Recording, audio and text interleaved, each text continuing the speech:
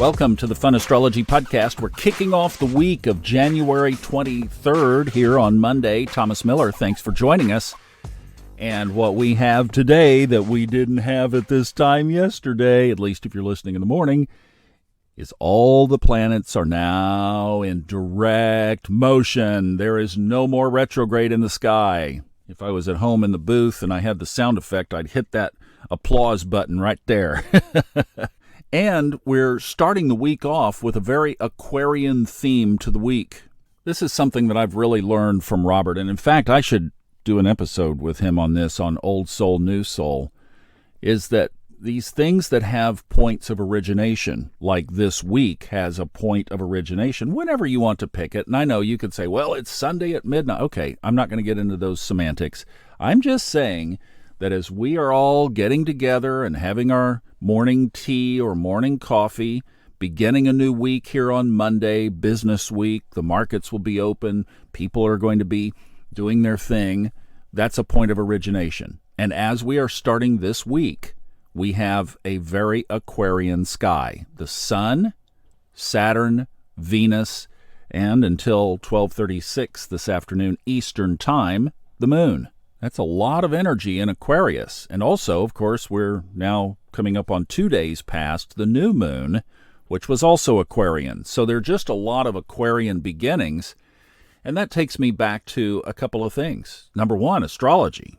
And like we said on Friday, a great project over this Aquarius season would be to bone up on astrology in some kind of way. Get into the 101 course if you want to learn it better. Listen to the Steve Forrest Elements series. Get Ray Merriman's 2 new books on the forecasts for 2023 and the Trends book so that we can do our book club.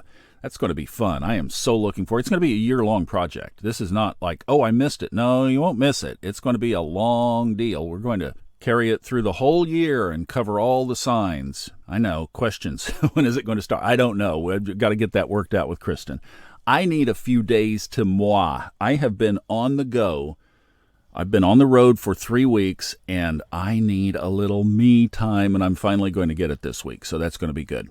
Had all these wonderful things to do and people to see and events to attend, and now I get to kind of regroup a little bit. Somebody said, you're going to need a vacation from your vacation. Well, spending this week studying astrology and boning up on learning new skills, maybe incorporating some characteristics of a sign or a planet that I didn't have before. These are all great things to do with the way that this week is beginning. So astrology is one Aquarian moi that we can start with. Another one would be the conflict or the balance or the tension that we're feeling across the planet of the struggle between independence and free will. Look at what's going on around the world. I mean, it is so divided. And there's your Mars now direct in Gemini. Is that going to get better or is that going to get more tense with Mars direct? What do you think? I know where I'd cast my lot.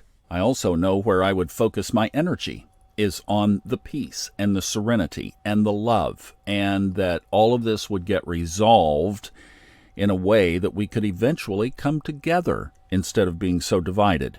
Mars will eventually make its way into Cancer, and that might be a great place or way when maybe we could diffuse some of this. Another Aquarian characteristic that I would be incorporating into my thinking this week would be incorporating or discovering new technologies that could assist in whatever it is that you're doing. This will be the theme over the next 20 years, as in just like 60 days, Pluto moves into Aquarius. Now remember, it only sticks its toe in. This is a retrograde movement that will just be for this year, and it just stays at 0 degrees.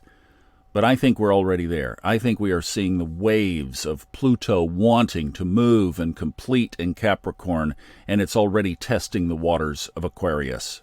So spending some time this week thinking about how you could technologically improve whatever you do. Maximize your time. Use your technology tools better and also not to be consumed by them. Put them aside.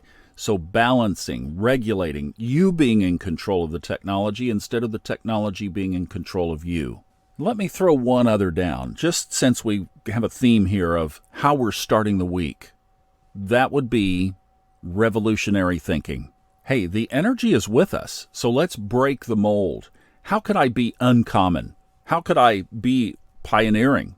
What could I discover or create or help people understand in my world, in my sphere of influence, that they may not have seen that particular way, that might illumine them to something new? And also bring that back around. My daddy always used to say, whenever you point the finger at somebody, you've got three pointing back at you. Remember, we can help others, but also let's help ourselves first. How could I think more revolutionary? How could I discover something brand new or some concept that might make a huge difference in my life? Or how could I incorporate something that I already know that I'm not fully utilizing? These are all great themes that is so stacked into the chart as we begin this week. Now, some of this energy is going to thin out because the moon will peel out today. That happens, as I said, at 12:36 p.m. Eastern Time. The moon enters Pisces, which actually is pretty cool itself because that just continues the spiritual side of this whole conversation. And then tomorrow we have the sun sextiling Jupiter, so we add some real benefit to this. Growth, rabbit's foot, good luck, etc. And then on Thursday, Venus will move into Pisces. So for those who are choosing to live consciously, this is some good stuff right in here. So let's take advantage of it. Let's put it to good use and use the tools well. All right, you guys have a great Monday. I'll see you back tomorrow. We've got a light week, but this is a cool theme. We'll probably carry it most of the way through the week. Have a great one. See you back tomorrow.